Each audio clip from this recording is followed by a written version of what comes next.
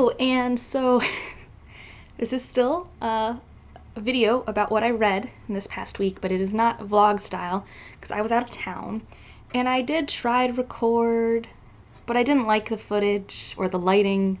I don't know, so this is just going to be kind of more a video where I update you, but still casually with a cat, so I figure everyone's happy. But this was insane. I finished 6 books this week.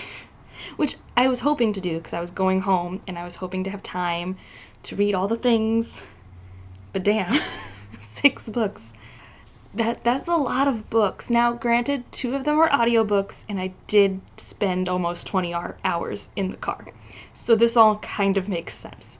But let's get into it. I finished White Rage. That was one of the first ones I finished.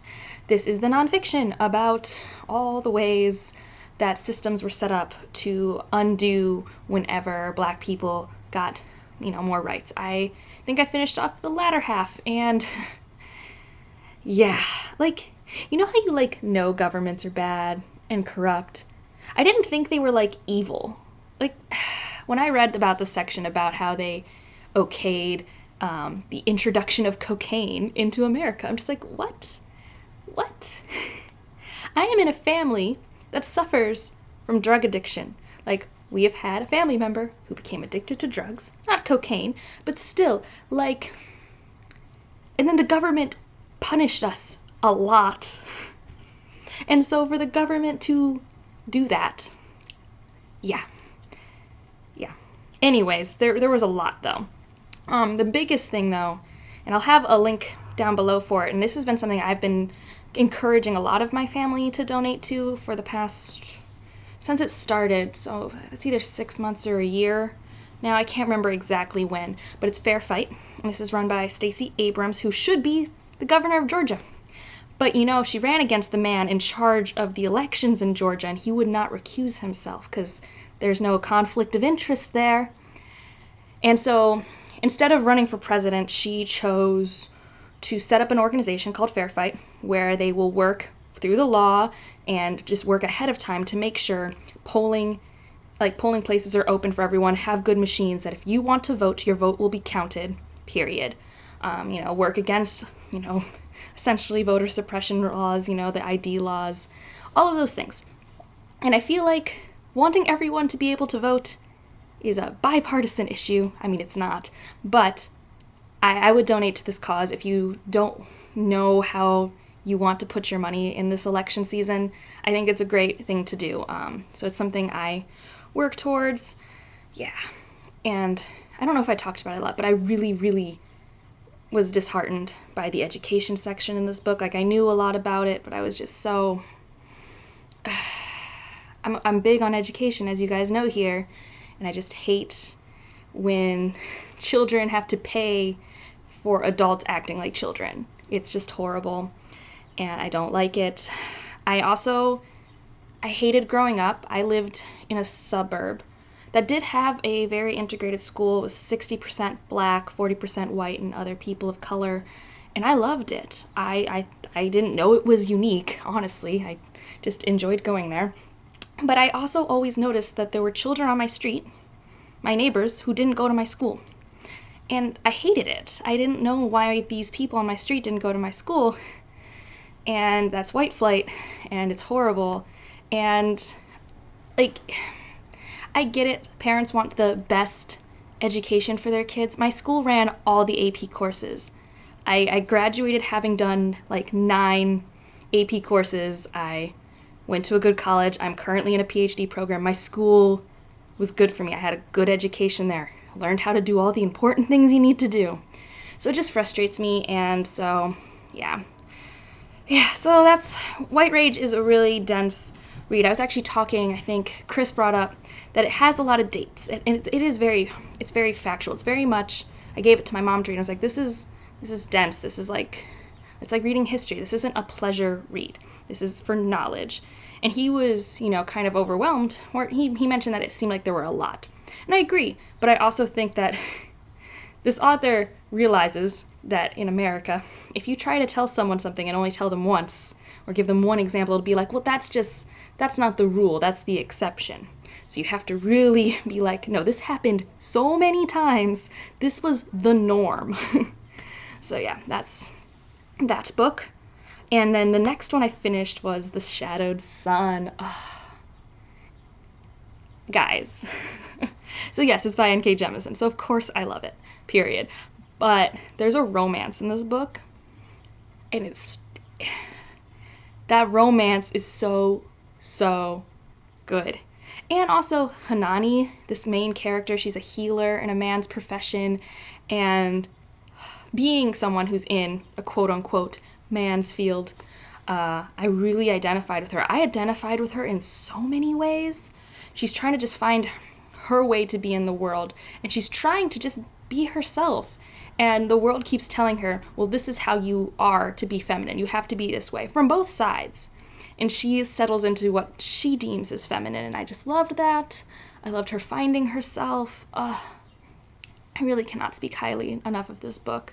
Like, The Killing Moon was very good, but The Shadowed Sun is like a new favorite. Like, I want to reread it. I want to watch this relationship form again. I just really loved the world building and the commentary and the relationships and the friendships, right, Putao? It's so good. I really, it was such a good book. I was so excited to read it while I was reading it. All right, what else have I read? Just using my memory. So then I read Pet by Akwaeke Emezi. If you don't know, I was actually informed of this when I went to a book club discussion. They use they, them pronouns, so just like know that. I'm trying to be better about putting research into that, because like I kind of put it on Twitter, names, looks, voices should not make you assume someone's gender if you can avoid that. So that's the thing I've been working on. I'm not as good at it as I want to be, but they wrote Pet. Oh my goodness. This story, if you can't tell, I've read a lot of good books this week, but Pet, man. So it's a story of a teenage girl. They're trans, but it's wonderful how it's handled, because it's actually not like a plot point. Jam is just trans. It's a female girl. She lives in the Society Lucille. That's supposed to be a perfect utopia. All the monsters are gone. And through events, the character Pet shows up, and they're a monster hunter. And so through this journey, Jam and Pet have to find the monster that's still in this town, and it's beautiful. And the book club discussion was wonderful. I'll link down below oh gosh, I always forget the name. I will put it on the screen, I'll put it down below, but it's a wonderful space, and I really enjoyed talking about this book with people, because I already really appreciated it, but then I got even more into it. And I did the audiobook for this, so this is one I listened to on my drive back, because it's only 5 hours, so then at 1.5 speed, it's not that long in the relationship of the drive. So I just loved the narrator. The voices he used for Jam and for Pet and the parents and her best friend, it was wonderful. And I also loved the relationship between Jam and her best friend, Redemption. You should read this book. It's very, very good. I think it's technically young adult, but honestly I feel like it spans all ages very, very well. And let's see, now I'm trying to think of what I finished next, and that was The Last Arguments of King by Joe Abercrombie. This is the last book in the First Law trilogy. And yeah, so I remember why I like this one the most. There's just a lot of payoff. Like, you've had all of these things set up for days, and then it is actually extremely good payoff. Like, you're like, oh, that's wonderful. I really liked that. Now, it's still long. I still feel like these books are all just a bit too long. But it also does some really good wrapping up of certain character arcs. Specifically, I want to talk about Logan. So Logan has traditionally been one of my favorite but I'm most mixed about characters. So when you first meet Logan, you actually really like him. I don't know anyone who reads the first book and is like, oh, Logan, 9 figures, I hate that guy. No, he's a really nice guy. He's got a good humor about him. He's like pretty helpful. He's got some cute catchphrases. He's pretty great. He does have a dark past, you know that, but you're like, he seems like he's a good guy. He's turning around a new leaf. I hope you guys like my little koala cat, by the way. But, and then, you know, you learn he has, you know, a really dark past, but that's fine. We all love a good, like, redemption story. We didn't get to see the redemption story, but fine. By the third book, you really understand, I think, in a different way, the type of man he was. And it's one of those things where he's put back in his environment. So he kind of starts going back into being that man. So it's almost like a reverse redemption arc. And I find it very compelling. And so I'm reading The Way of Kings actually right now. I won't talk about it in this video because I didn't finish that last week, plus all of these things. I'm not Superwoman. That's not a thing. But Dalinar is another dark character who had a very violent past, who goes through a redemption arc, and people really like that arc. When you first meet Dalinar, it's kind of like when you first meet Logan. The past is behind him, but it still defines him. And I think Logan's done more realistically than Dalinar, personally. Not that I don't like Dalinar. Not that I love the Stormlight Archives so much more than the First Law trilogy. You cannot even understand how much more I like the Stormlight Archives. But I think in terms of the characters, when I compare Logan and Dalinar, I think Logan's more realistic. That when you are put back in to your setting, you kind of revert a little bit. And it's not like he's a horrible human, but I think that grayness was handled extremely well. It's one of the things I liked most about it. I also really liked, I don't think this is a spoiler, there's lots of battles, okay? And in one battle in particular, there is this weapon used. And you cannot read about this weapon and not compare it to, like, a weapon we've used in, like, World War II or something. And I really liked that. I really liked that. And that said, I still wanted more magic. Like, so much more magic. I want to know so much more about the lore of this world. Like, I get it. It's one of those fantasy systems where the magic is leaving the world. Whatever. I'm done with it. I want more. Or at least I want to get those flashbacks to when it was there within the story, and you kind of get that, but you don't. I still have such mixed feelings about this trilogy, but I don't regret that I read it. And I actually will try the first standalone at least. If I'm still, like, low 4-starring them, I might take a break, but I definitely wanted to get into it after I've, like, reintroduced myself to the world before I forget countries and things like that. Like, I have a loose map of whatever this world's even called. Gosh, I don't know. But, yeah, and I mean, we will see how that goes. So that's my brief update on that. Well, update. I finished it, and I only finished it because I was in a car for 18 hours, really, because that's a 27-hour audiobook, guys. It's a big boy. Now, I also finished, it's around here somewhere, yeah, Sirens of Titan by Kurt Vonnegut. This is his second work. It is bananas. Absolutely bananas. I tabbed it up because Codex Cantina and I are actually talking later today about our notes because we're going to film a thing. I have no idea what this entails. They are much more thoughtful than I am.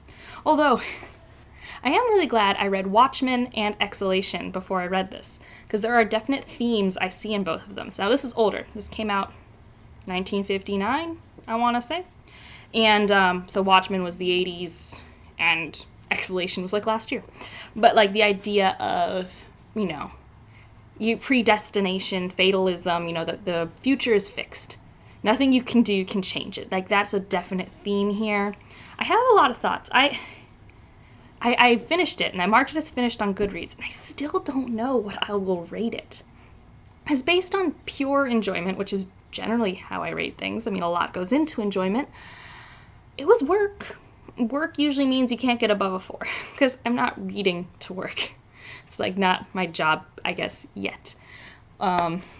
So it was work, and also, it was a little bananas. It was a little all over the place. Like, I can kind of see that being intentional, and it's definitely like a Vonnegut thing. I don't know. And then also, I think some things that are meant to be satire I miss. Maybe because I'm just not good at reading satire. It's not something I do very often. So I'm excited to talk to Una and Crypto to see what I missed. Because I think it's going to be like the memory police or something like that, where, like, my enjoyment is gained from analyzing, not necessarily reading it, if that makes sense. But there were some things I really liked that were done in here, and other things where I'm just like, I need some context. So you'll see more thoughts whenever that video goes up. We're filming it tomorrow, I think. So yeah, and then I finished The Lightning Thief by Percy Jackson. Not by Percy Jackson. This is the first in the Percy Jackson series. This is by Riordan. And it was really fun. I'm not usually big on questing stories, but for a questing story, it was fine. Did I call the twist? Yes, but this is meant for 12-year-olds, and I am 27. So I think I can let that slide. I really love Greek mythology, so I really loved its incorporation here. It was a really good time. Oh, what else do I have? I don't know. Like, I'm excited to keep going. My siblings showed me some of the songs from the musical, because there's a Percy Jackson musical that is more canon than the movie, believe it or not. Based off the 2 songs I've heard, it is actually pretty accurate. But, yeah, I think Percy's dumb, but I don't think that's a controversial opinion. Like, I'm going to be real. If I started having water powers, I would maybe think I'm related to a god of water. And I think then I would have to naturally go like, well, there's Poseidon. Like, I just feel like for sure at 12 I would know this. Because at 12 I have watched the movie Hercules at least like a dozen times. So I don't think that's unrealistic. I for sure think Annabeth, who's the daughter of Athena, should have figured it out. Because she's supposed to be all about like smart strategy, tactics. She does a lot of research. Yes, mostly on architecture. So I don't know. But that doesn't really matter. It was just like a little nitpick. I was just like, come on, Percy. You're really good at canoeing, and you just, like, made all the pipes explode. But, no, so I'm excited to keep going with that. I might try the audiobook. If you've listened to the audiobook, let me know if it's any good or not. And I will look into getting a hold for either that or the ebook, because sometimes I find that first-person audiobooks can work really well for me, and this, at least the first book, was written in first person. So yeah, but these were the things I read. I like cannot believe I finished 6 things. Now most of them I was like in the middle of. Like I think Pet was the only book that I started and finished this week. Everything else I had going, because the week before, if you hadn't seen that vlog, I picked up like a million things. So yeah, that was my week. I had a good time home. Maybe if I don't hate the footage, I'll show you my mom's like bookshelf in a clip after this. I might not, so don't like hold me to that. But she has my goals bookshelves, not the books on them. I think their collection is quite scattered and she could be curated, but just how we actually bought them from a bookstore when it closed, and they're like those tall floor to ceiling wood bookshelves, and I just want that in my life. Yeah. But that's it for this one. What did you read this week? What was your favorite thing that you've read? If you're still reading it, like if you liked it, subscribe if you want to, and I will see you in the next one. Bye.